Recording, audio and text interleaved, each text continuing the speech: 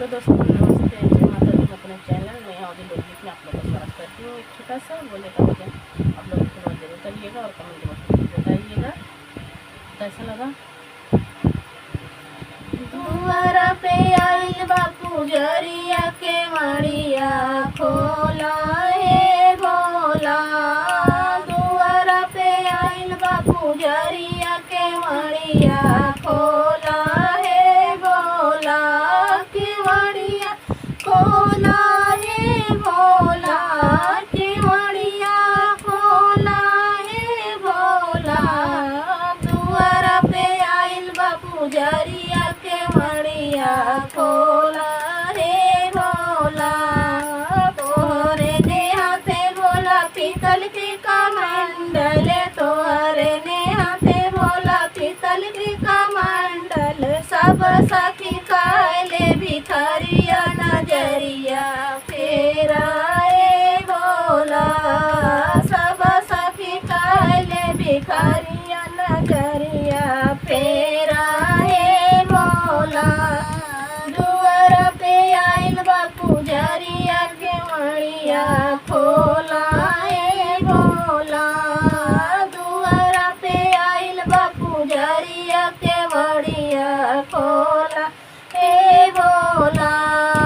तोहरे नेहा से भोला छोटा से डमरुआ, तोहरे नेहा से भोला छोटा सा डमरुआ। सब सखी कहली मदरिया नजरिया फेरा ए भोला। सब सखी कहली मदरिया नजरिया फेरा ए भोला।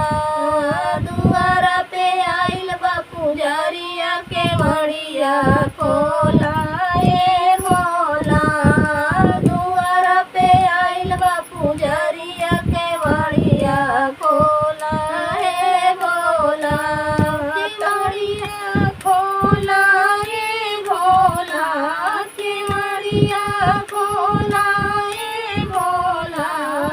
दुआरा पे आइल बापू जरिया के मड़िया खोला हे भोला। तने पे तो भोला भाषा में रमाए, सिर पे तो भोला चंद्रा बैठाए। तन पे तो भोला भाषा में रमाए, सिर पे तो चंदा बैठाए। सब सखी काली जो करवा नजरिया फेरा हे भोला।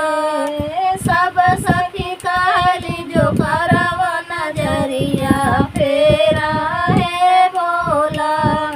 दुआरा पे आइल बापू जरिया के मड़िया खोला हे भोला। दुआरा पे आइल बापू जरिया नजरिया फेरा हे भोला। तू तो भोला पिया भांग धतूरा, तू तो भोला पिया भांग धतूरा।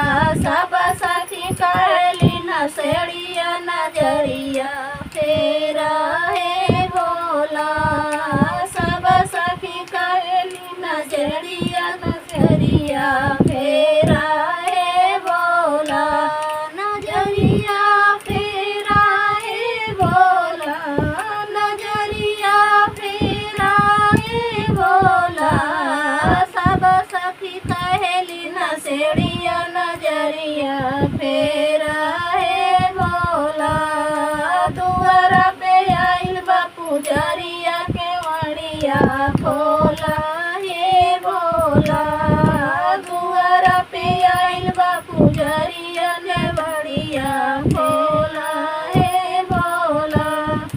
तू तो जाई भोला बैठा कैला सवा, तू तो जाई भोला बैठा